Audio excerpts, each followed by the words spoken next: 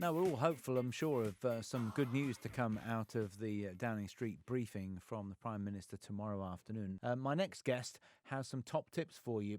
She was a friend of the station for quite some time as a holistic therapist and owner of Aromatherapy Gold. She's a psychotherapist and obviously well qualified to suggest self-care in these unprecedented times. Gill Mathias, how are you, first of all, and how are you coping with it all? Well, I'm coping fine. I think I would be like everybody else. I'm isolating alone, taking my hours exercise, but I'm getting a lot of help to people who are struggling with their challenges, and I'm doing it as an NHS voluntary supporter. And of course, these cause different anxieties. They can be as a young person, it can be with parents homeschooling. Of course, relationship challenges have been tested. As an older person, not able to get out at all, or actually just being alone and lonely. And I suppose that really there's nothing with this problem and solution to go and say an easy way out. But eventually it will all pass. And one of the things I've been saying to people is that it is important to have a structure in your life, a structure and a routine, because the temptation is to get a bit lazy and demotivated. So, you're absolutely right. And, especially if you are not able to go to work or you're self-isolating and you literally are quarantined, every day seems like every other day, doesn't it? Without any routine or any purpose, it's very challenging. Well, I understand. And I mean, you wake up in the morning, you think, what day is it? Is it Monday, Tuesday, Wednesday, Thursday, Friday, Saturday or Sunday? But it is trying to get something to your routine. And I've said to people, and I've actually got a sort of planner and a diary I can send out to your listeners if they're interested. But it does talk about getting up, getting a routine, having a 30-minute golden time hour. And that is all about trying to readjust your mindset. It gives relaxation techniques such as deep breathing and meditation or yoga. And it brings back a sort of a sense of equilibrium. And if you do that each day, you will find that your brain and your clarity are far clearer. And it depends what stage you're at. It's trying to find ways to exercise. Now, very fortunately, although I have just turned to that vulnerable age of 70, I feel quite belligerent about being called I'm vulnerable because I'm actually fit and healthy. But it is finding ways to exercise to fit into your life, and whether that is yoga at home, whether it is going for a walk, whether it's to go for a cycle ride, it's important to be able to enjoy some kind of exercise. And actually, it's quite a good way to meditate. If you're going by yourself or doing it yourself, you can really get your inner thoughts into your mind, and it's very good for the endorphins into your brain.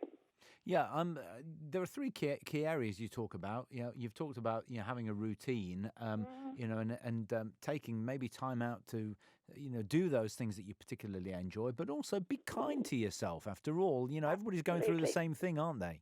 Yeah, absolutely. And I think that when we first started, people said, "Oh gosh, I must do this and I must do that."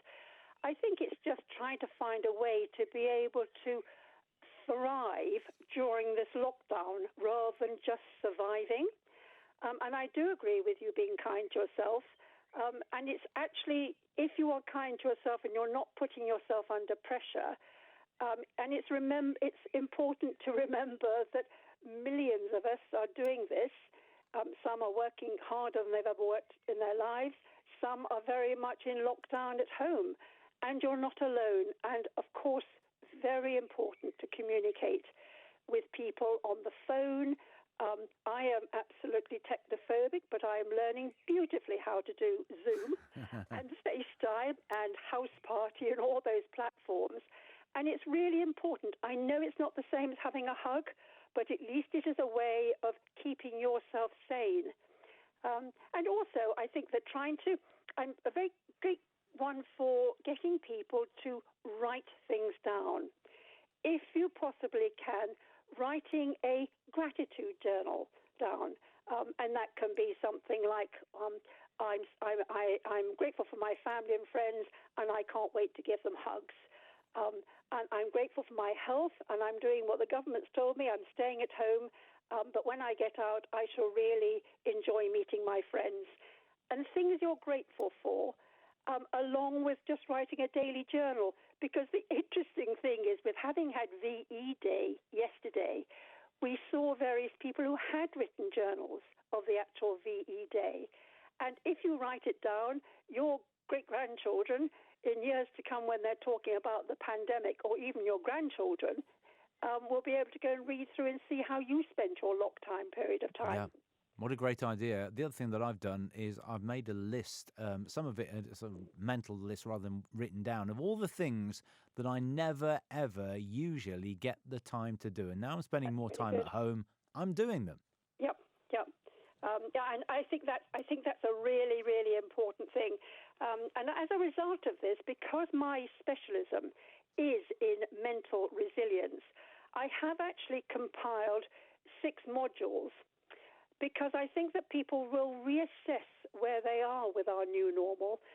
So it's your why, your sense of purpose, what are your fears and your stresses and worries. And I give people breathing techniques, but I also try and make it a very positive program, because I talk about the positive tips to look after your mind and body, and with a plan for the foreseeable future. And I know a year sounds a long time, but we will all get back into some kind of normality. And mental resilience is absolutely vital in coping with the after effects of this pandemic. And I feel that so strongly.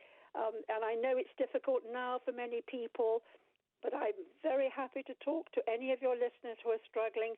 I haven't got a solution, but I think that talking and communication and having someone at the other end of the phone really listening to what you're saying is absolutely vital and helpful at this stage. Listen, it's great to talk to you again. Thank you so much for your time. Let me tell you that if you want to find out more about any of the things that Gill's been talking about, gillmathias.com is the website.